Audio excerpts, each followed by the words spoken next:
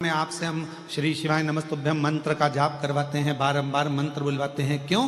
क्योंकि आप जब मंत्र का जप कर कर कहीं से भी निकल कर जाओ, घर जाओ, परिवार में जाओ, किसी रोड पर से निकल कर जाओ, किसी मार्ग पर से निकल कर जाओ और आपके चेहरे का भी यदि कोई दर्शन कर ले और वो कोई अच्छे कार्य के लिए जा रहा हो तो आपके चेहरे का दर्शन करके उसका कार्य सफल हो जाए। ये श्री शिवाय नमस्तुभ्यम के मूल सार है, ये मंत्र की मूलता है।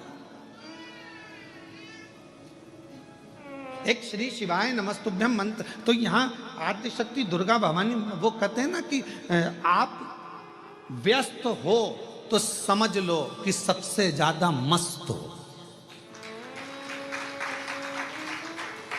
आप व्यस्त हो तो समझ लो कि सबसे ज्यादा जम के बोलो जरा मस्त हो। और आप किसी की खुशियों को देखकर त्रस्त हो तो समझ लो काय के मस्त हो। किसी की खुशी देखकर कोई अच्छे पद पर बैठ गया, कोई अच्छी कुर्सी पर बैठ गया, कोई अच्छे पद पर पहुंच गया, कोई अवधि पर पहुंच गया, कोई बहुत अच्छा काम कर लिया, किसी ने बहुत अच्छा कार्य कर लिया और उसको देखकर आप अंदर ही अंदर से त्रस्त हैं तो फिर काय के मस्त है, काय के मस्त। इसलिए शिव महापुराण की कथा कहती है कि भगवान से प्रार्थना करा करो कि मुझे व्यस्त रखना। अगर मैं व्यस्त नहीं रहूंगा तो लोगों की अवगुण देखूंगा, लोगों के गलत गलत भाव देखूंगा, अच्छा ही नहीं देख पाऊंगा। इसलिए मुझे व्यस्त रखना। व्यस्त, आप व्यस्त हो तो समझ लो कि आप मस्त हो। और यदि दूसरे की खुशियां देखकर आपका मन त्रस्त हो रहा है तो फिर ऐसी मस्तता किसी काम की नहीं।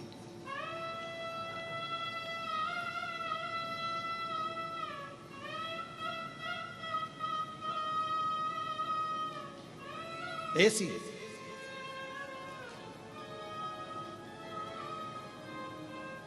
महाराज शिव महापुराण की कथा कर रही है, भगवान शंकर का चरित्र कर रहा है। मेरी जितनी आद्य शक्ति दुर्गा भवानी, मेरी माँ जगतजननी, पार्वती माँ, जितनी माता हैं ये कहीं ना कहीं शिव की स्तुति करती हैं और शंकर भगवान इनको प्रेरणा देते हैं कि किन असुर का संहार करना, किन दुष्टों का संहार करना।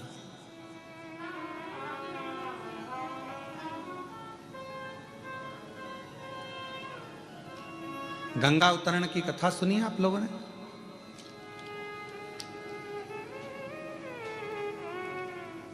जम के बोलो, गंगा जी की कथा सुनी? गंगा जी कैसे आई थी, भागीरथ जी ने तप करा और भागीरथ बाबा ने तप कर 60,000 जो राख के ढेर थे उनकी मुक्ति के लिए गंगा जी को लेकर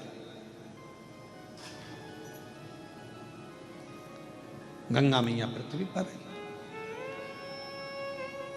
और यदि आप कथा सुने तो अपन ने गंगा जी की कथा तो सुनी, पर कभी आपने सरयू माता की कथा सुनी कि सरयू जी जो राम जी की अयोध्या में बहती है, अवधपुरी में बहती है, उस माँ सरयू को लाने वाले कौन थे? माँ सरयू पृथ्वी पर कैसे आ गई? माँ सरयू थी कौन? ये सरयू माता कौन थी?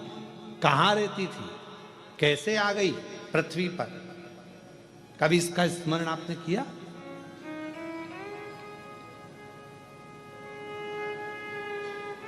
हमने नर्मदा जी का स्मरण करा, हमने यमुना जी का स्मरण करा कि कालिंदगिर पर्वत पर रहती थी माँ यमुना जी, कालिंदी महारानी, और अविरल करती करती भगवान कृष्ण की पट रानी बनकर आनंद के साथ निवास करती है। ये हमने यमुना जी का स्मरण करा। गंगा जी का हमने स्मरण करा।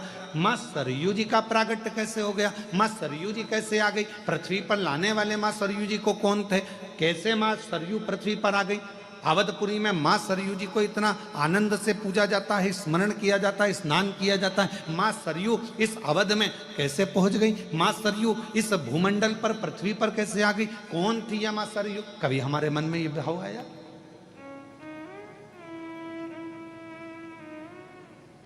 तो शिव महापुराण की कथा बड़ा सुंदर वर्णन कर रही है सरयू माता के चरित्र का। अब माता का चरित्र चल रहा है।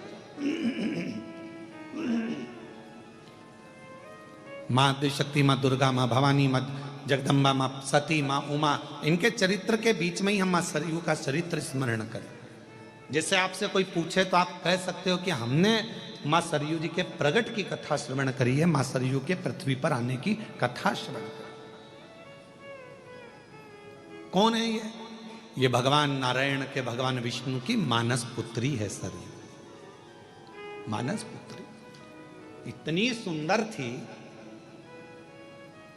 इतनी सुंदर, सुंदर सुंदर घुंघराले केश मां सरयू जी के, मस्तक पर बिंदी लगी है, होठों पर लाली है, कानों में झुमका है, गले में सुंदर हार पहनी हुई हैं और मस्तक पर एक सुंदर सा बेंदा लगा हुआ है, टीका लगा। सुंदर लहंगा, सुंदर चोली, सुंदर पांव में पैजनिया, सुंदर हाथ में चूड़ा, उंगलियों में मुद्द, भुजबंद करधना, लंबी लंबी चोटी, केश खुले हुए, और मां सरयू पूरे बैकुंठ में भ्रमण कर रही है।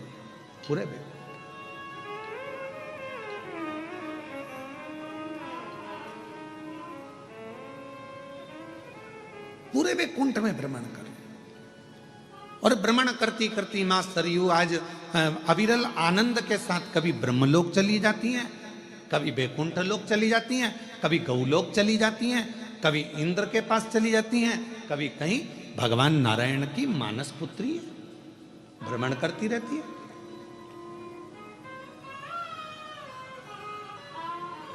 और इनका एक नियम बड़ा प्रबल है, मां सरयू जी का सबसे प्रबल नियम है मां सरयू का, कि मां सरयू भगवान नारायण की मानस पुत्री हैं। और ये कब उत्पन्न हुई? जिस समय पर भगवान विष्णु, भगवान नारायण, भगवान शंकर की ध्यान मुद्रा में बैठे हुए थे और उनका स्मरण कर रहे थे, उनके स्मरण के उस भाव के जल से ही मां सरयू का प्रागट्य,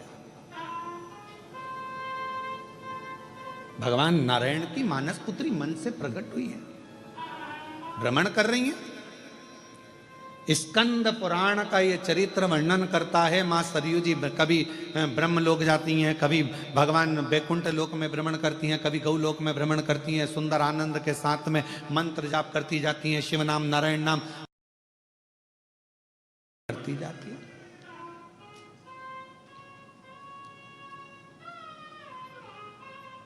और शंभु शरणे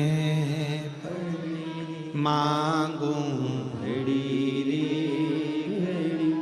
दुख काटो, दया करीन दर्शन ओ शंभु शरणे मांगू घड़ी रे दुख काटो, दया करीन दर्शन।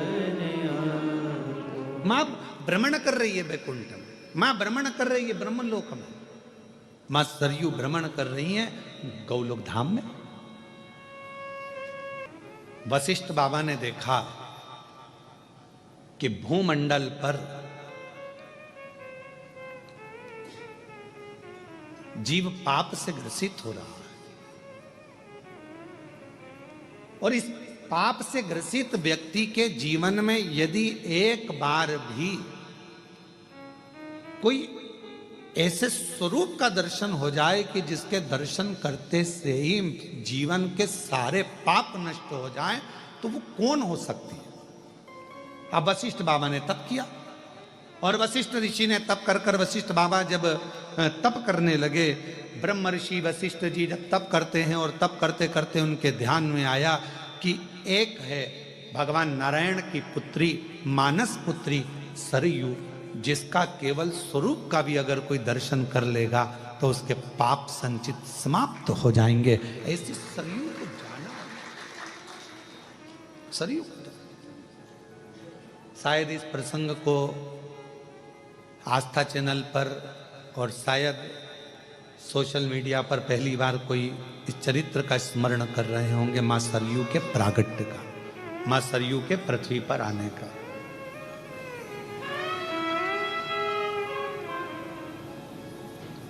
कि मां सरयू पृथ्वी पर कैसे आई। और संपूर्ण को आप लोगों के लिए पितृपक्ष का सबसे सुंदर आनंदमय कथा प्रसंग है, जिस प्रसंग को सुनकर आपके पितृ भी तृप्त होंगे और आप भी तृप्त होंगे। वशिष्ठ बाबा ने तप किया, ब्रह्म ऋषि वशिष्ठ तप कर रहे हैं। किसको मैं लेकर आऊं, किसका स्वरूप का दर्शन करूं जिससे संचित पाप नष्ट हो जाए मनुष्य के। तब ब्रह्म ऋषि वशिष्ठ जी ने ध्यान लगाकर देखा तो भगवान नारायण की मानस पुत्री सरयू बड़ी अच्छी है, सुंदर है, पवित्र है।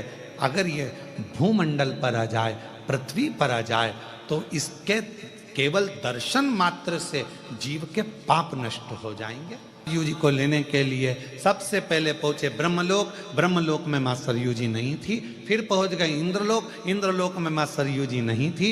गरुण वरुण पितृ सारे लोकों में भ्रमण करते करते वशिष्ठ बाबा आखिरी में बैकुंठ लोक पहुंच गए, जहां पर मां सरयू विराजमान थी। और भगवान नारायण से स्वयं वशिष्ठ बाबा ने कहा, प्रभु ये सरयू को संसार की मुक्ति के लिए, संसार के उद्धार के लिए और मात्र स्वरूप के दर्शन के लिए इस मां सरयू जी को पृथ्वी पर भेज दो, जो आपकी मानस पुत्री है। भगवान नारायण ने जगत कल्याण के लिए, जगत उद्धार के लिए सरयू जी को पृथ्वी पर भेजने को तैयार।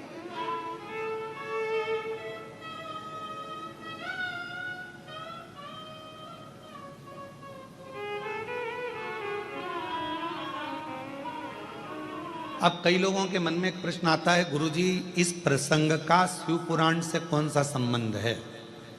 तो हमारा निवेदन है, शंकर भगवान का एक स्वरूप का दर्शन इस चरित्र के अंतर्गत आएगा। आप थोड़ा ध्यान से श्रवण करिएगा।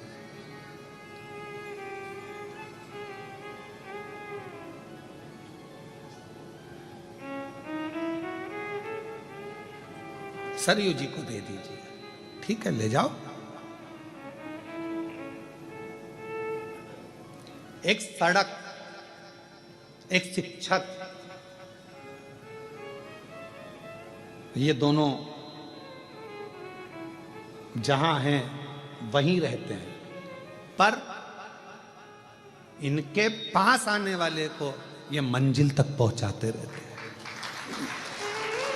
कौन कौन? जम के बोलो जरा।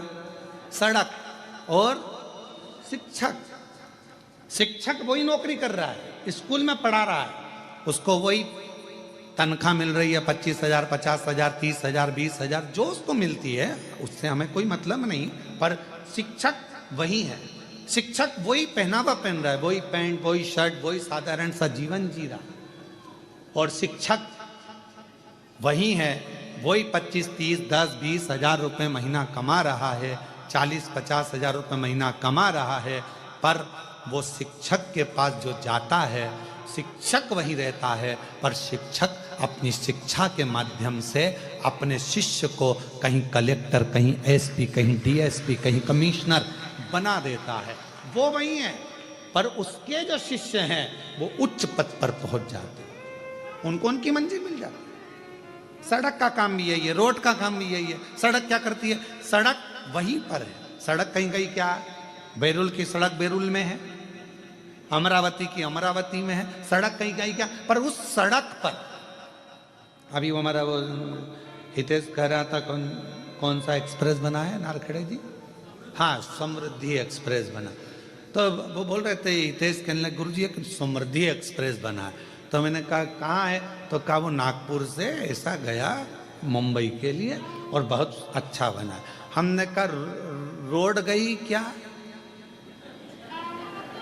तो कहा नहीं गुरुजी, रोड तो वही है, बस मंजिल गई है, केवल मंजिल गई, रोड वही है। रोड और शिक्षक वहीं रहते हैं, कहीं नहीं जाते, उसी स्कूल में नौकरी करना है उसको, सड़क को वहीं रहना है बेरुल में, सड़क को वहीं रहना है जलगांव में, सड़क को वहीं रहना है अमरावती में, पर उस पर जो चलता है वो अपनी मंजिल तक पहुंच जाता है। शिक्षक के पास जो आता है वो अपनी मंजिल तक पहुंच जाता है। कोई एसपी, कोई कमिश्नर, कोई कुछ बन जाता है उच्च पद पर। आप और हमको पढ़ाने वाला कोई शिक्षक ही तो है ना, जो आज आप और हम इस जगह पर बैठे हुए हैं। और कभी कभी वो शिक्षक मिलता है जिसने पढ़ाया, तो आप क्या देखते हो? वो वही है, वो वही है, वो वही साधारण जीवन जी रहा है, ट्यूशन पढ़ा रहा है, रिटायर हो गया पर पढ़ा रहा है, वो वही है। और आप और हम कहाँ पहुंचे? तो कहा कोई कलेक्टर बना, कोई आईजी बना, कोई कमिश्नर बना, कोई तहसीलदार बना, कोई इंस्पेक्टर बना, कोई पटवारी बना, कोई ये बना, कोई वो बना, सब उच्च उच्च पद पर पहुंच गए और वो शिक्षक वहीं की वहीं रहा, रोड वहीं की वहीं रही। उसी रोड पर चलकर लोग कृष्णेश्वर पहुंच जाते हैं, और उसी रोड पर चलकर लोग रामेश्वर पहुंच जाते हैं, और उसी रोड पर चलकर लोग सोमनाथ पहुंच जाते हैं। रोड नहीं बदली, ना शिक्षक बदला, पर मंजिल शिक्षक ने भी दी है और रोड ने भी दी है। आज वशिष्ठ बाबा क्या कर रहे हैं? ब्रह्मर्षि वशिष्ठ जी क्या कर रहे हैं? एक उच्च शिक्षक का पद अदा कर रहे हैं। एक वशिष्ठ बाबा अच्छी रोड का पद अदा कर रहे हैं कि मैं भले संसार सागर में रहूं ना रहूं, पर अगर सरयू पृथ्वी पर आ गई और मां सरयू अगर पृथ्वी पर आ गई तो जो इसका दर्शन करेगा वो कृतार्थ होता चले जाएगा, उसका पाप नष्ट होता चले जाएगा, वो पापों से मुक्त होता है। तो कर क्या रहे हैं? ये भी तो शिक्षक का काम कर रहे हैं, ये भी तो रोड का काम कर रहे हैं। तो एक रोड और एक शिक्षक कहीं नहीं जाते, वहीं रहते हैं, पर अपने आने वाले जीवों को वो कल्याण कर देते। शिव महापुराण की कथा क्या कर रही है? आप श्रवण कर रहे हैं, आप सुनेंगे, अपने जीवन में धारण करेंगे। जो आपने बाबा से मांगा, इस पवित्र पितृपक्ष के आनंदमय इस ऑनलाइन कथा में, अपने घरों में रहकर, पंडाल में रहकर, जहां कहीं भी आप इस कथा को श्रवण कर रहे हैं, सोशल मीडिया के माध्यम से, आस्था चैनल के माध्यम से, आप जहां बैठकर बाबा से अपने दिल की बात कहोगे, ये मेरा विश्वास कहता है, मेरा शंकर उसी स्थान पर आकर आपका कल्याण करेगा, झोली भरेगा और आपने जो मांगा वो देगा। करुणा। रोड अपना काम कर रही है, शिक्षक अपना काम कर रहा है, एक माता पिता अपना काम करते हैं, उपदेश देना, समझाना, बच्चों को ज्ञान देना, समझ जाए तो उसकी जिंदगी बन जाए।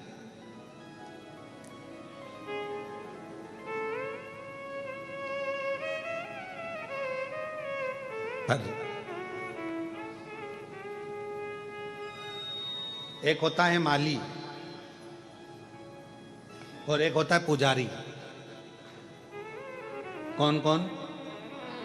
एक माली और एक पुजारी।